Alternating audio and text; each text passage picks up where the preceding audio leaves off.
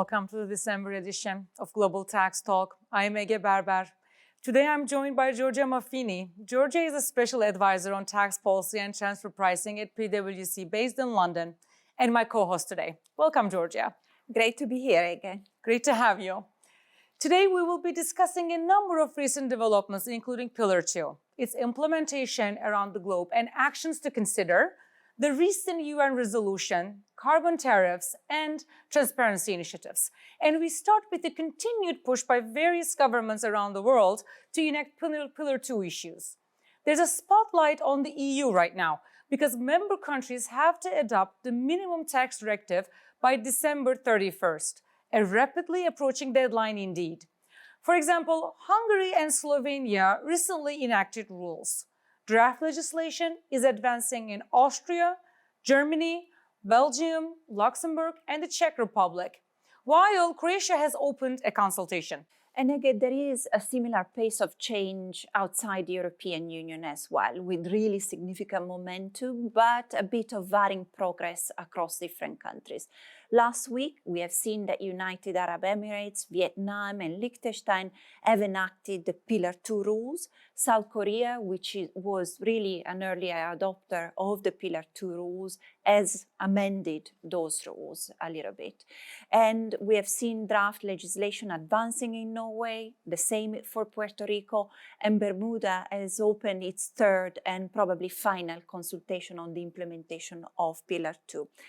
In Africa, Zimbabwe announced its intent to introduce the legislation, and perhaps unsurprisingly, Brazil has announced their willingness of implementing the Pillar 2 rules in view of its presidency of the G20 in 2024. We are seeing really varying effective dates and other challenges are expected along the road. So we are looking really at a bumpy transition to the new global regime, and this will create some complexity, as we often say, for Pillar 2.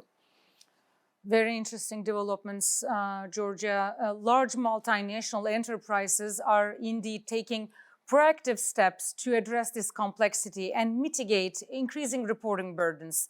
Some leading practices are emerging, but it seems companies really need to tailor their approach. Giorgia, broadly speaking, how are companies responding to Pillar 2? So if we are to simplify a little bit, I would say that taxpayers are focused on three main areas. The first one is modeling the impact of Pillar 2 on their bottom line, clearly, but also thinking about the impact on financial statements. And for example, many C-suites remain surprised that business operations that occur in jurisdictions with a statutory tax rate above 15% could see a top-up under Pillar 2. And in this context, the OECD has recently released its latest corporate tax statistics, a report which concluded that a large part of the profits that will be taxed below an effective tax rate of 15% sit in jurisdictions with a statutory tax rate above 15%. And this is likely because some jurisdictions, will have specific incentives or other targeted concessions. And maybe, again, we want to note that CBCR data is not always ideal for statistical analysis. The second area where taxpayers are focusing is, as you can imagine, developing compliance systems, which means, developing data inventories, data flows, and all the processes that go around the compliance. And here we observe that there is a significant need for cross-functional collaboration, a collaboration that takes you well beyond the traditional tax function. And finally, taxpayers are monitoring the shifting landscape. And here there is really a lot to monitor because you need to track what each country is doing in terms of implementing which part of the Pillar 2 rules and when. But also we know that the Pillar 2 rules need some clarification. Giorgia, we are hearing about many governments enacting so-called carbon taxes to help reach certain climate-related goals. What are you seeing in this area? So it's true, Ege, that at the moment we are seeing a lot of discussions around carbon pricing mechanisms that are emerging around the world, mainly in developed economies, but not only in developed economies. And these are the so-called carbon tariffs.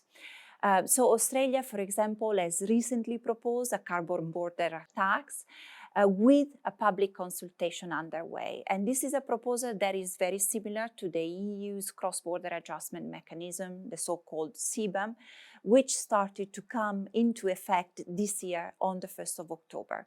And these are tariffs, essentially, that require importers to pay the same carbon price as domestic producers. And this is a way, really, of eliminating the cost advantage of producing in a carbon-intensive way outside the country that is implementing the CBAM.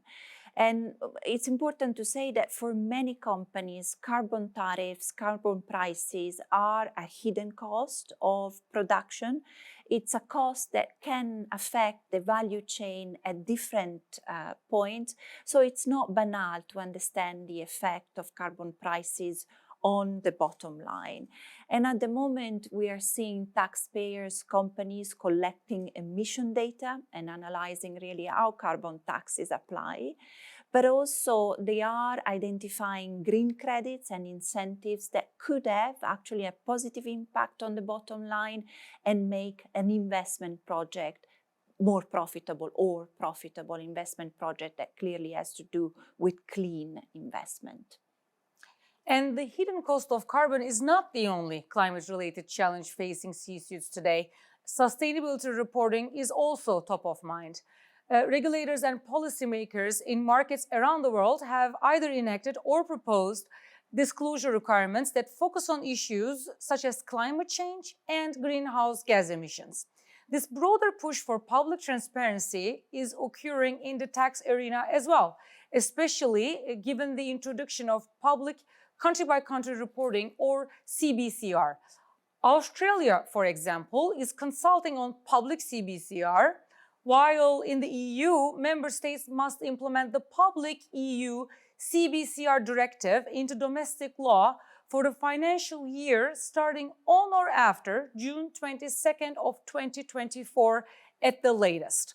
First disclosures will be required a year after the end of that period.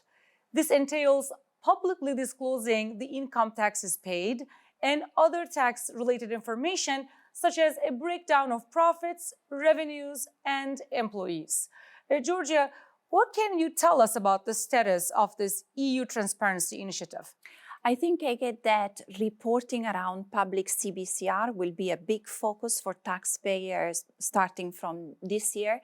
And there you know that there has been some confusion because Romania specifically adopted the directive early, making it really applicable for accounting periods starting from January the 1st, 2023 instead of 2024. But the Romanian government has not provided clear guidance on whether companies really need to report early or not. At the same time, Spain now has a shorter reporting deadline, so 6 months after the end of the financial year instead of 12.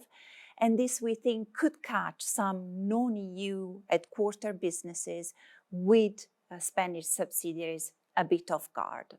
And also there is overall uncertainty around what constitutes information that is commercially sensitive and therefore information that should not be on the public CBCR, but also on how companies can avail themselves of deferred reporting. So overall, probably companies may need to consider their plans to comply with public CBCR and really make sure that they get the timing correct. In comparison to the EU, countries in Africa have not yet adopted public country-by-country reporting. But greater tax transparency continues to be a rising trend in Africa and across the world. Giorgia, tell us about some recent transparency developments in this part of the world. So again, an important development is a recent meeting of the African Tax Administration, with 40 countries around Africa. And in that meeting, so the outcome statement highlights really the desire by various African countries to join the automatic exchange of information network that has been created by the OECD with the aim of achieving greater tax and financial transparency. And in this context, countries such as Kenya, Tunisia, Morocco, Rwanda, and Uganda have set target dates to make legal changes to their system so that they will be able to implement the exchange of information standards. But more broadly, the OECD Global Forum has held its meeting with roughly 170 countries. And the outcome statement of that meeting really confirms that there has been quite a lot of progress in that area. For example, the Global Forum is already in its second wave of peer reviews of the member countries. But also, very interestingly, the Global Forum announced the intent to ensure that tax compliance is there and transparency is there also for the rapid developing market for crypto assets.